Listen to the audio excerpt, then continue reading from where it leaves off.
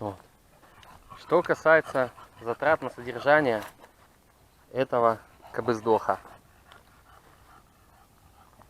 Самый трудный период, наверное, полугодовой. До полугода дорастить. После полугода будет уже полегче. Ну, так нам все говорят. Ну, у нас пока не у нас пока... Да ну прям там все уже, собачка, что у нас уже? Да нет, все равно то мазать. Но это мы планово. Пятна надо мазать. Ну это клещи, Витамины они от будут хромоты, всякие то эти еще кожные чего-то. заболевания. Да, короче, по-другому, наверное, рассказ наш построим. Значит, смотрите, значит, по поводу того, какие у нас были траты. Значит, ну, купили мы своего самого щенка еще до кризисное время. То есть стоил он около $700. Да и сейчас такие же цены примерно на них, средняя цена такая и есть. Есть дороже щенки, есть дешевле щенки.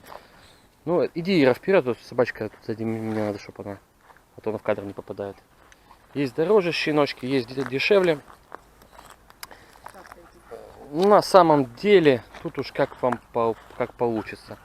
Смотрите сами. Да, есть и до $2000, есть как бы... Ой, там нюансы, я в них не особо разбираюсь. Там есть белые бульдоги. Говорят, что белый бульдог это плохо, потому что у него больше склонности к генетическим заболеваниям каких-то. Ну, белый, сейчас модно стало бело-черный, это американцы на как бы моду такую завели, сейчас у них модно. Наша заводчица. А вот где-то тут пенечек какой-то был, я видел. Идем просто с дороги, сойдем, да и все. И остановимся.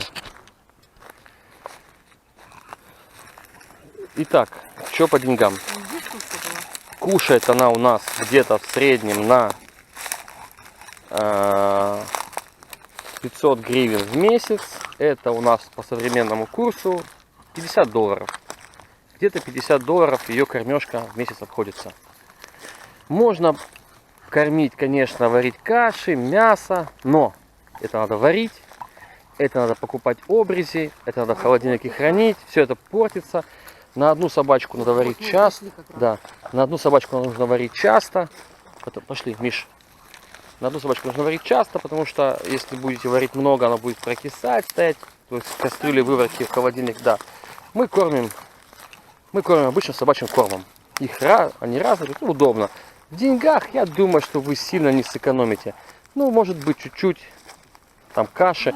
Тоже, опять же, да, если кормить такими, не кормами, а готовить, то витаминный комплекс нужно будет добавлять все равно в питание. Поэтому как бы мы приняли решение, что будем кормить пока кормом. Потом посмотрим. Нам пока это удобно. Подошел, зачерпнул из мешка и все. Вот и вся еда, вся готовка. Вот, значит, $50 в месяц у нас пожрать. Теперь, ну, амуниция, она недорогая, там, что там, поводок, ошейник. Поводок я покупал. Вот у нас такой рулетка, трещотка. Что-то покупал его в районе $15, $20, наверное, вот так вот он стоит. Не, даже вру, 250 гривен, тогда это был 8 курс. $30 было. $30, да. Поводок. Ошейник, вот это второй был детский, маленький совсем, это такой подростковый у нее. Она за 2 недели выросла. Да, из детского она за 2 недели выросла, поэтому нет смысла покупать. Там, если на улицу не ходите гулять, можете не покупать, так разве что для красоты. Шлейку купили, но не. Шлейку мы не купили, но мы не носим такой нагрудный. Хотели, чтобы она вперед тянула при прогулке, чтобы развивалась мышечная масса, потому что мышечный корсет для них важен. У них вот так построено, что у них лапы передние, они как бы сбоку приделаны к торсу. И здесь вот важно, чтобы здесь был хороший мышечный корсет выработался, сформировался. Поэтому нужны такие пешие прогулки с небольшой, может быть, нагрузочкой такой, чтобы она тянула собачка. Ну, мы как-то не гуляем. Так у нас валяется в багажнике в машине. Вот. Ну и все. По лечению. Витамины дорогие. Конгидрок $100. Это курс, грубо говоря. Да нет, 1000. А? Это по 8, да, еще мы покупали. Ну, в общем, где-то так примерно вот такие вот деньги. Конгидрокс. До этого мы ели для улучшения пигментации, для улучшения шерсти. Тоже каниновский препарат. Он называется как? Сиалген. Сиалген. Но он недорогой. Он недорогой, что в пределах 300 гривен.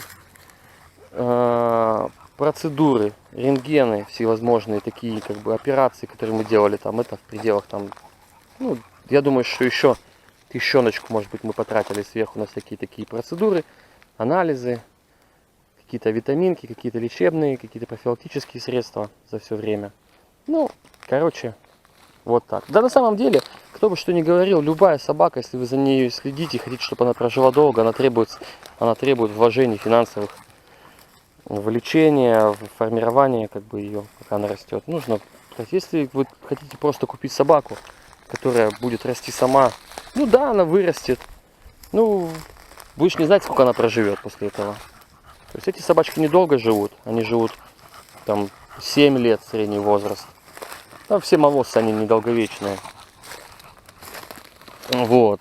И 10 лет это как бы уже такой срок. Не каждая собачка доживает. Поэтому тратим денежки, чтобы формировалась максимально все здоровое, хорошо росла, чтобы дольше нас радовала. Вот так вот, наверное. Ну вот и все. Не так уж на самом деле и много. Как бы если на этом акцентировать внимание и переживать, ой, он там собака проблемная. Ну да, проблемная собака, если на этом, как бы, если вы хотите просто купить собаку и ей там раз в день насыпать миску еды, то таких собак не бывает. Это только муляжи. Купите дворнягу, не жалко, выкинули потом на улицу. Если у вас бессердечный человек, то пожалуйста. А если вы себе друга покупаете осознанно, то надо вкладывать немножечко средств, силы, времени. Для этой породы я считаю, что я немного трачу времени и сил на нее абсолютно. И еще очень интересная вещь по поводу собаки. Как ни крути, а собака все равно заставляет тебя выйти на улицу и заниматься хоть какой-то маломальский каким-то спортом. Спортом, да, ходить, в моем случае ходить и дышать воздухом. У меня сидящая работа, я сижу за компьютером, у меня сутки пролетают, я не замечаю. То есть у меня утром встал, сел за комп, смотришь уже в 8 вечера, позавтракать забыл, покушал, вот и все. Слава богу, есть собака, я хоть пару раз в день перерываюсь, эти свои посиделки и занимаюсь с ней. Да, она у нас спит на кровати. Вообще эти вот короткошерстные собачки, они все любят на кровати спать. Да, вообще не все любят, наверное, на кровати спать. У нее такой рост невысокий, кровать у нас высокая. И она на нее сама пока запрыгнуть не может. И это радует. Поэтому мы как бы на кровать берем как в гости ее. Захотелось ее понежить, побаловать. Вот, пустили на кровать. Ведет себя плохо, выгнали с кровати. То есть диваны и прочее пока мы не запрыгиваем. Она может, я уже в игре видел, как она запрыгивает. Физически она это способна, но только когда разыграется. А так, когда вот в таком спокойном состоянии, ей прыгать влом. Она не хочет этого делать. И это не может не радовать. Миша, посмотри. Грязная такая, ужас. Видео получится отвратительное.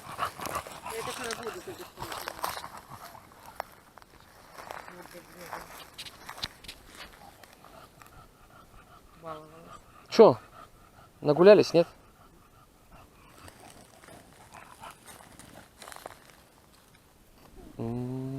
Что еще про собачку не сказали? Она когда на кровати спит, то до 9 утра. Да. 6:30 Вот будет. интересное наблюдение.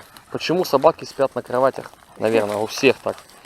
Этот гад, когда спит на кровати со мной, то спит со мной до 9 часов утра.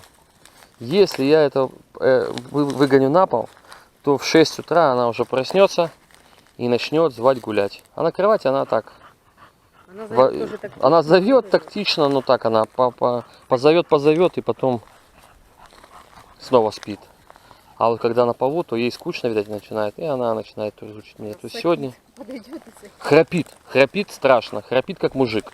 Если у вас аллергия на храп, если вы не можете это переносить, вам тяжело, то не надо покупать эту собаку. Вам этот храп вас доведет до белого коленя. Как мужики в поезде. Мужики вот в поезде, да, вот пьяный сапожник спит, храпит, вот так же, точно так же вот она.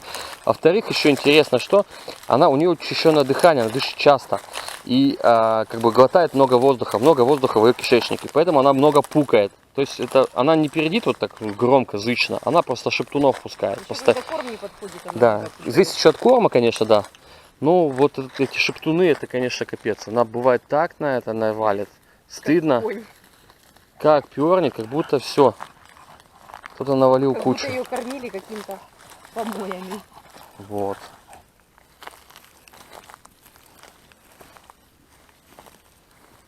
Хрюкает, ходит постоянно. Вот так вот мы и гуляем. Никогда она никуда не побежит. Не надо ей 100 лет это все. Папки накалывает. Да, здесь ей некомфортно. Ну, идем на дорогу. Пойдем. Здесь ей не нравится гулять. Мгм. Миша, идем на дорогу. Миша.